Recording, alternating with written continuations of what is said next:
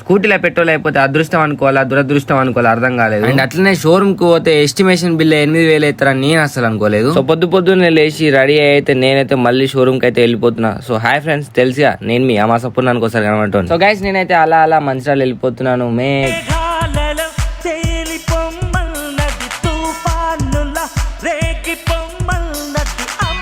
So అలా గాల్లో వెళ్ళుకుంటా నేనైతే మంచిర్యాల అయితే మొత్తానికి అయితే చేరుకున్నా.